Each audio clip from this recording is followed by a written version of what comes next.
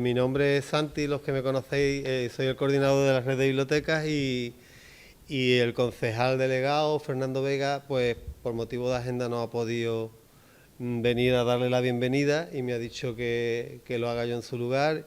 Y nada, desde aquí, desde el ayuntamiento y en nombre de toda la corporación, le doy la bienvenida a Santiago, que hoy me ha mandado una breve biografía. Una breve biografía, sí. Que, pues, nada, insistir en que eres bienvenido en tu primer libro y en los que vengan después. Muchísimas gracias. Y como Campos Gibraltareño de adopción, te esperamos cada vez que te decidas a escribir relatos. Y nada más, espero que disfrutéis con la presentación y yo lo voy a dejar a él. Solo ante el peligro. Pues nada, muchísimas gracias. Buenas tardes a todos los que habéis venido y, bueno, en principio a la Concejalía de Cultura del Ayuntamiento de San Roque y a todas las personas que han trabajado de la delegación para yo estar aquí y en particular a Santi, con el que hemos tenido un contacto solo a través del correo electrónico y hoy él lo he conocido por fin y es el que se ha encargado de esta presentación.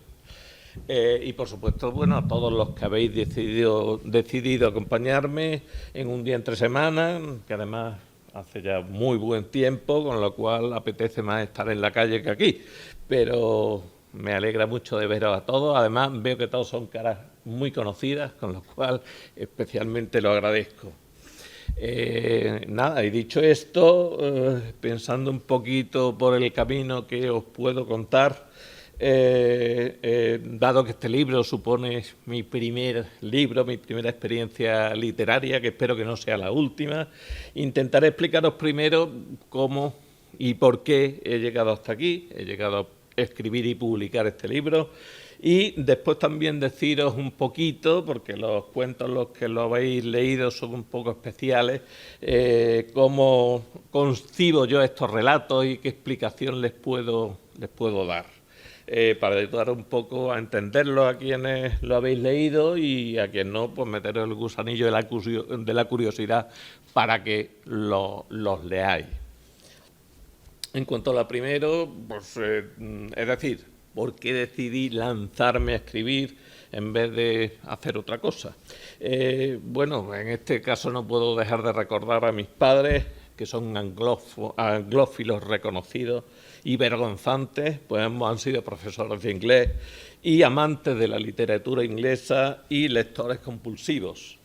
Por ello empecé a leer, ya que en mi casa era imposible no tropezar con los libros y por tanto tenías que leértelos por la fuerza, porque estaban por los suelos.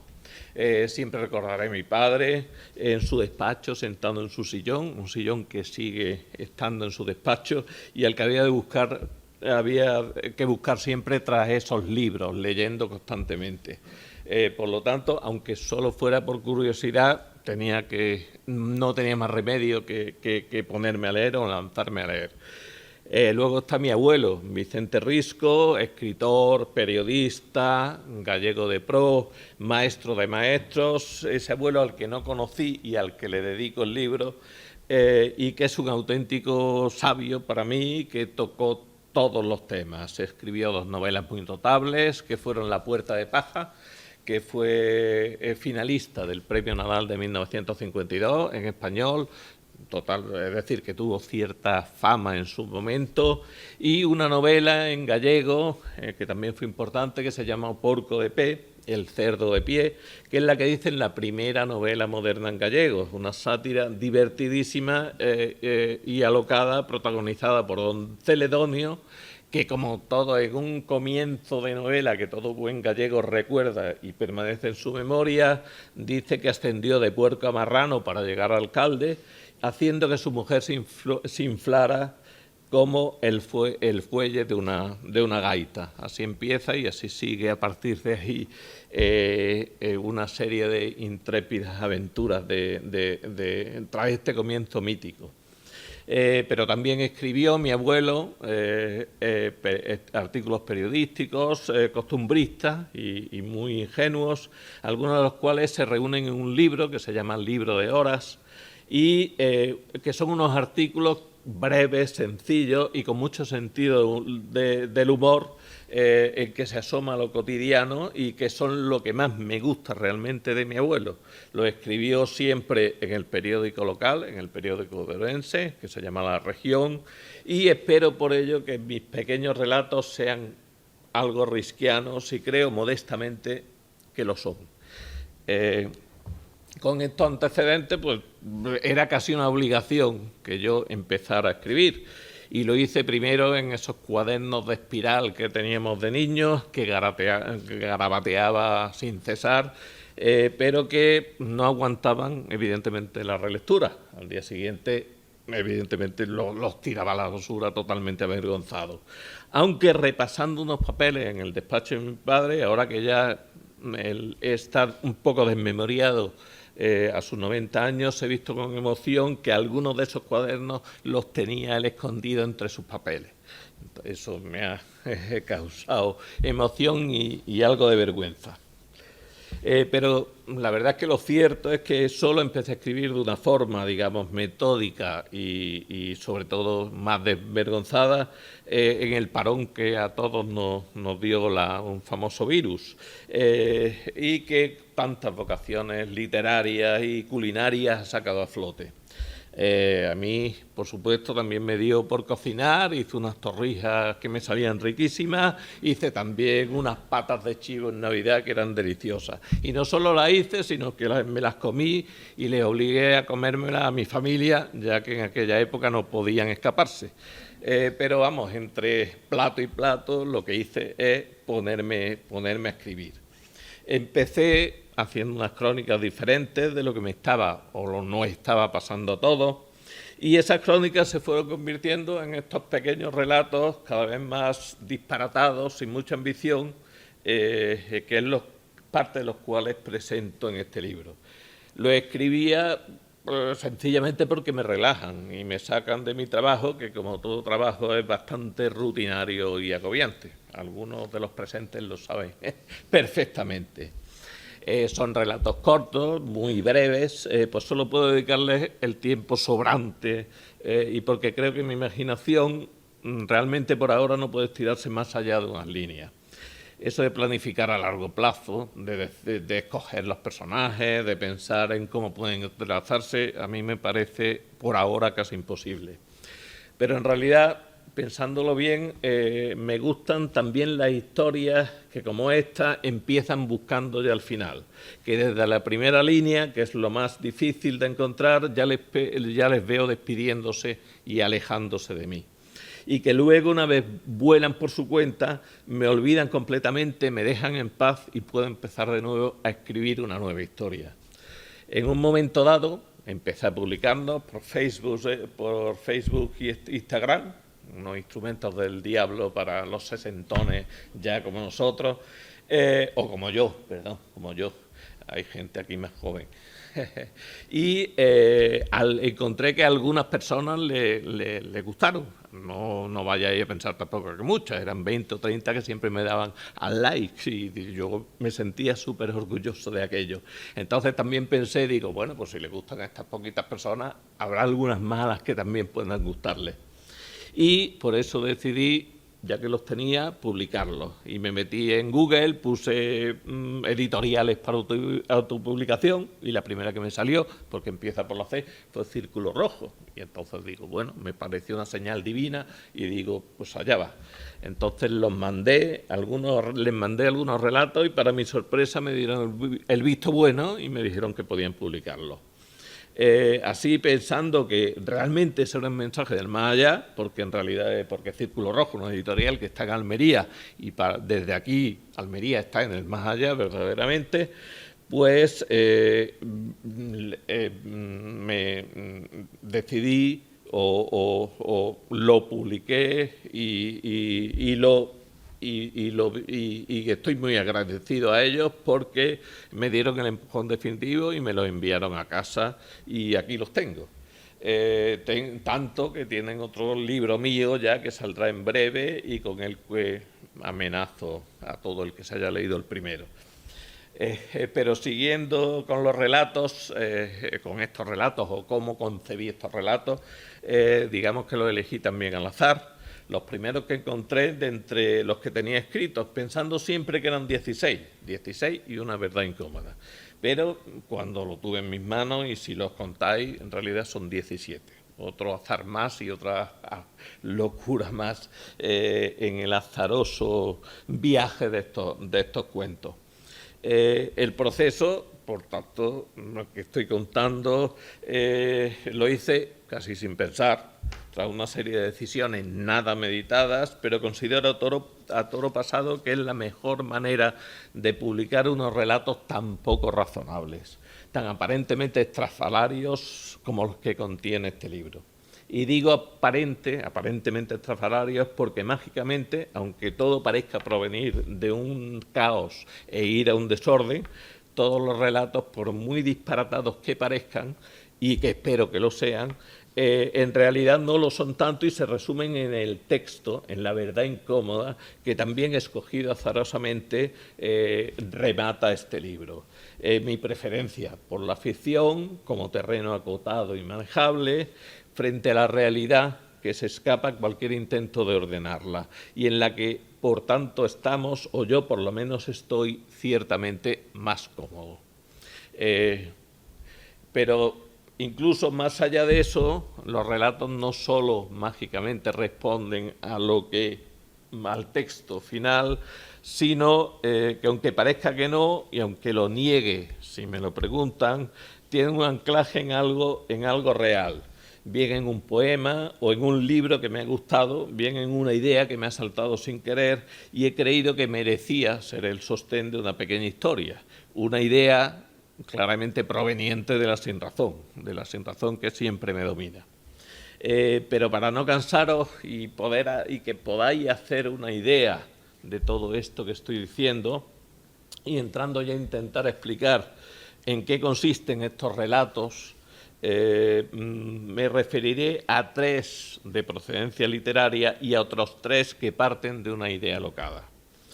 El primero que parte o que tiene verdaderamente una procedencia literaria es precisamente el primero del libro, titulado Desinformación, que se basa en un poema de José Ángel Valente, otro orensano universal, como mi abuelo, al que merece la pena leer. Se llama Crimen y termina de una forma que claramente se ajusta como un guante a mi relato. El final de este poema dice así: sencillamente yazgo aquí con un cuchillo, oscila pendular y solemne el frío, no hay pruebas contra nadie, nadie ha consumado mi homicidio.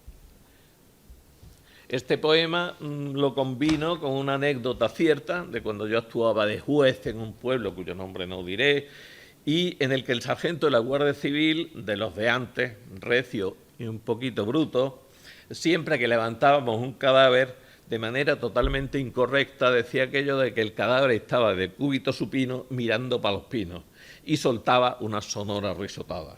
Me recordaba al gran Sazatornil disparándole a la luna en Amanece que no es poco, película de la que, como podéis comprender si habéis leído mis relatos, soy muy fan, de la que soy realmente rendido admirador. Me gusta ese humor disparatado, pero que si se va más allá de la superficie tiene su aquel. En fin, volviendo al relato, me agarro a estos 2 extremos, a la sutileza del poema de Valente y a la bárbara actuación del guardia civil, para perpetrar este primer cuento en el que todo es posible que sea un sueño, o quizá no, y en el que meto en la nevera las cabezas de un forense, de un juez y de un guardia civil. Por algo será. Aunque explicaré esto último, es más bien cuestión de psicoanálisis. También parto de estas referencias literarias, por ejemplo, en otro cuento, en Baldonio, que se llama Baldonio Redivido, que se basa en el protagonista de la novela que antes comenté de mi abuelo, ese abuelo al que no conocí, La puerta de paja. trata la novela de un obispo salvaje y descreído que finalmente, atravesando una imaginaria puerta en su camino hacia Roma para entrevistarse con el Papa, mientras iba arrastrando por las piernas de un caballo, se convence de que aun dentro del descreimiento puede ayudar a la gente, ofreciéndole precisamente aquello en que él no cree, ni puede ya creer a modo de esperanza. Yo, por mi parte, me quedo con su lado menos filosófico, porque no soy tan instruido como mi abuelo, y prefiero el lado salvaje del obispo, que en la novela le lleva a disfrutar de su barragana y a discutir con el diablo a través de un juego de espejos inventado por él, y que en mi cuento le lleva enloquecido a sacrificar a sus vasallos para librarse del calor que se resiste a aceptar, porque cree que puede y tiene derecho, como señor absoluto de su dominio, a librarse de él de esa absurda y sanguinaria manera, desafiando con ello a un Dios en el que evidentemente no cree. En fin, una locura en la que suelen caer demasiado a menudo los que se emborrachan de poder. Y el último de los cuentos, claramente de origen literario, hasta en el título, es El hombre que era Orestes. Es un homenaje pobre a otro gallego universal ante el que me inclino, que es Álvaro Cunqueiro. Y es su novela que se llama El hombre que parecía Orestes, en la que con una imaginación desbordante, él, no yo, en un lugar en concreto sitúa a unos personajes que esperan a que Orestes llegue para consumar su venganza, sin que Orestes nunca llegue, porque entiende que toda venganza es inútil. Dándole la vuelta, entiendo que si Orestes se venga asesinando a Egisto, no sé por qué éste no merece ser vengado. Y de dicha venganza es de lo que alguien se encarga en mi pequeño relato. Estos son los tres cuentos, digamos, de origen literario, en un poema y en dos. Hay más, pero claro, no puedo destriparlos todos porque entonces no os quedarían ganas de leerlos. Hay otros cuentos que no son de ascendencia literaria, pero que también responden a ciertas ideas que me han asaltado cuando me abandono completamente, cuando abandono completamente el rutinario terreno de la razón. Está, por ejemplo, en primer lugar el titulado Postre desesperado, en el que me gustó la idea de que unos invitados a un banquete donde se sirve una comida exquisita, llena de platos cautivadores, acabarán degustando como postre a su anfitriona y que este postre lo sirviera su marido, haciendo de maestro de ceremonias con una mezcla de orgullo por la sutileza del dulce en que se ha convertido su esposa y del sacrificio que ha hecho por sus invitados, y un cierto incómodo, porque al fin y al cabo los invitados van a comerse literal y literariamente en pequeños y dulces bocados que él le ha presentado sobre una bandeja a su esposa.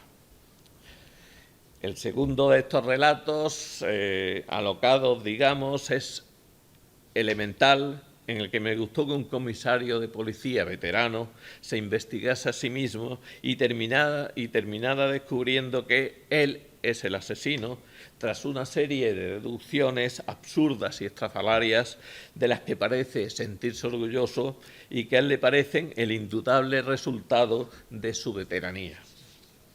Y finalmente, el tercero de los relatos de esta índole es Tocata y Fuga, donde, arropado por la música de Johann Sebastian Bach, aparece mi perro Curro. Entonces os lo voy a leer porque me parece es corto y a mí me gusta mucho. Vamos a ver, dice así. Suena la Tocata y Fuga en re menor de Johann Sebastian Bach. En el teléfono como una sublime, anacrónica y doble contradicción, que todavía suene y que lo haga a través del teléfono. Mientras, quedamente, doy sorbos de la taza de café casi vacía. Me voy tomando las pastillas acostumbradas, enalapril, simvastatina, nombres que por sí mismos traen el desasosiego, pero a la vez ese aire de rancia sofisticación que emiten las farmacias. Mi perro ladra fuera, enzarzado en una discusión con el perro del vecino, a un volumen que presagiaría una agresión si no lo impidiera la valla metálica que los separa y que constituye una confortable línea de seguridad entre ambos. Aunque todavía ando en primero de ladrido y mi profesor no me augura un progreso adecuado, por lo que estoy pensando en cambiarme a catalán como segunda lengua, entiendo que mi perro sostiene que Nietzsche fue un poeta genial, pero solo y nada menos que eso, un excelso poeta, mientras que el perro del vecino, del que veo sus gloriosas y nobles raftas, y hasta intuyo que fuma en pipa, sostiene que fue un filósofo crucial que supuso una radical ruptura, un aldabonazo en la línea de pensamiento de la filosofía occidental que todavía nos salpica. Sé que si la valla no existiera, no hubieran tampoco llegado a las manos, o como se diga en idioma perruno. Pero el hecho de que no pudieran tocarse hizo que fueran perdiendo el interés y, sin duda, acuciados por necesidades más mundanas, ambos se pusieron a olisquear las plantas que tenían a su alcance para alzar la pata casi al unísono y descargar sus vejigas. Seguí dando cuenta de mi frugal desayuno, aceite, tomate y atún enlatado sobre una tostada de pan de molde, y mi atención se centró en la discusión que tras la música relajante salió de mi teléfono. Una tertulia radiofónica en que una jauría humana estaba enzarzada en una agria polémica sobre la influencia de una tal Omicron podría tener en las próximas fiestas navideñas. No se entendía nada, solo llegaba a mis oídos un batiburrillo de voces atribuladas a las que de pronto dejé de prestar atención para felicitar a mi perro, ya mirado en la cocina, por sostener argumentos tan cabales para defender su posición y hacerlo con tanta claridad y vehemencia. Bueno, y hasta aquí puedo...